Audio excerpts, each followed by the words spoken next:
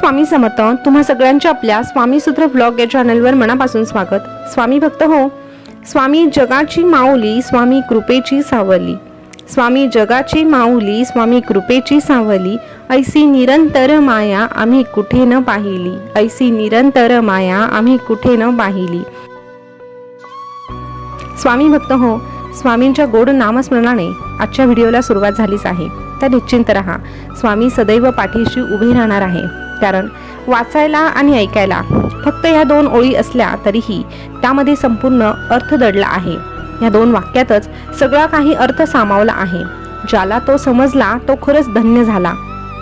कारण स्वामी माऊलीच्या कृपेची सावली जर आपल्यावर निरंतर राहिली तर आपल्या समोर कितीही दुःख येऊ द्या आणि कितीही संकट येऊ द्या, त्याला तोंड कसं द्यायचं याची शिकवण आपल्याला आपल्या गुरूंकडून मिळते. कारण स्वामी म्हणजेच आपले गुरु, स्वामी म्हणजेच कल्पतरू. एवढं जरी आपल्या लक्षात आलं आणि ह्या गुरुला आपण शरण गेलो तर आपलं आयुष्य हे सोपं होऊन जाईल. तर स्वामी भक्त हो, स्वामींपर्यंत पोहोचवण्याचा एक सोपा मार्ग म्हणजे स्वामी संदेश. स्वामी संदेश जर ऐकले तर स्वामी आपल्याला नेमकं काय सांगतात, आपण कुठल्या गोष्टी आचरणात आणायला हव्या, आयुष्य कसं जगायला हवं याचं एक मार्गदर्शन मिळतं. आणि अशा पद्धतीने जर आपण आपल्या आयुष्याची वाटचाल केली तर आपण स्वामींपर्यंत जाऊन पोहोचतो. तर स्वामी भक्त हो, तुम्हालाही स्वामींपर्यंत पोहोचायचं असेल तर आजचा स्वामी संदेश आवर्जून ऐका. तुमच्या समोर स्वामींच्या पादुका दिसत असतील, त्या पादुकेला स्पर्श करा.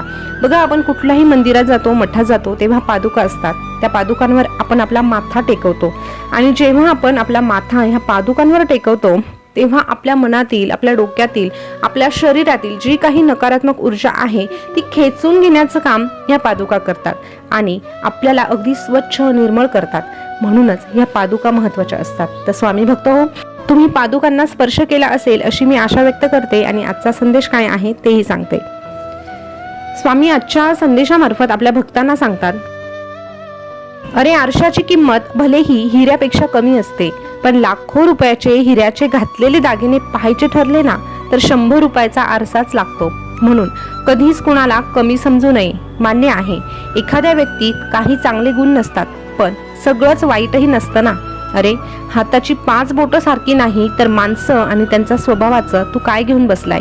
प्रत्येकामध्ये काही ना काही गुणदोष हे असतातच. म्हणून कोणी अगदी वाईट ठरतो असं नाही. प्रत्येकाचं ऐकायला हवं, प्रत्येकाकडून काहीतरी शिकायला हवं. शेवटी निर्णय तुलाच घ्यायचा असतो. ऐकावं जनाचं, करावं मनाचं, हे जरी खरं असलं तरीही आजूबाजूच्या लोकांकडून जर काही घेण्यासारखं असेल तर तू आवर्जून घेत जा.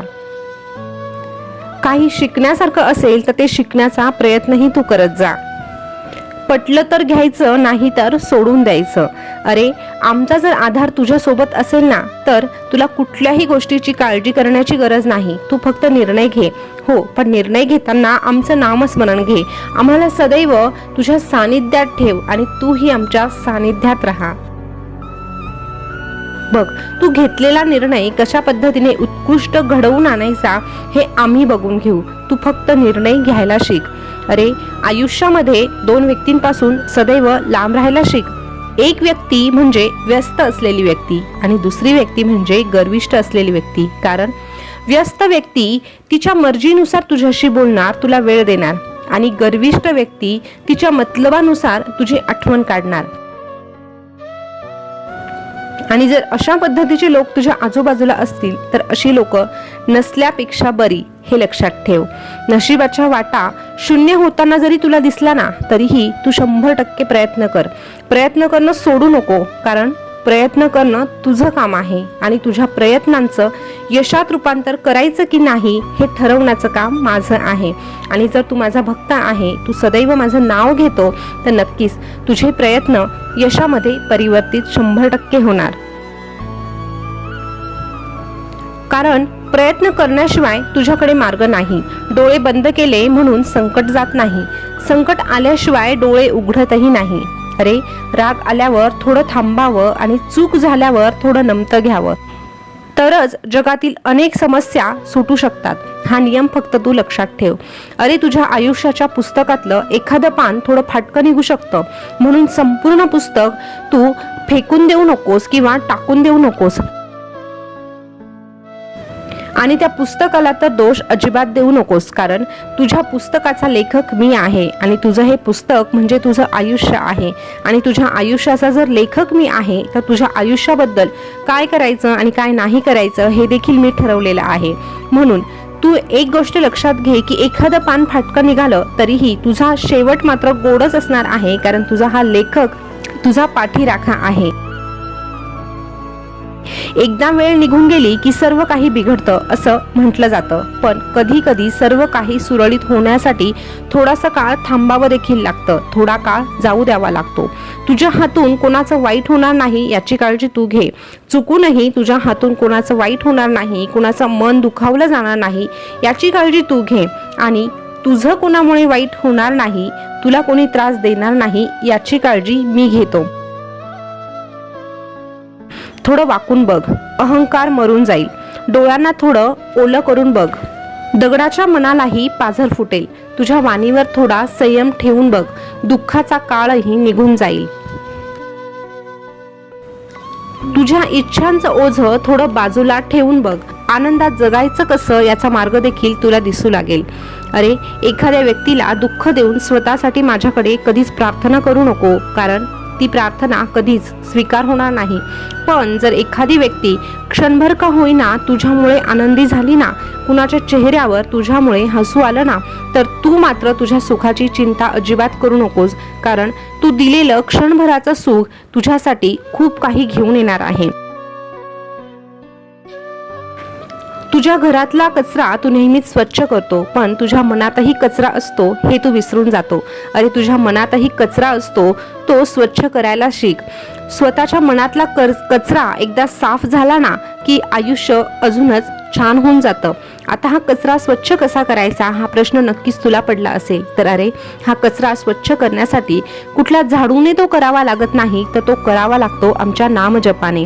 अरे, नामजप जेव्हा जेव्हा करतो तेव्हा तेव्हा तुझ्या मनातला जो कचरा आहे ना तो आपोआप झाडला जातो.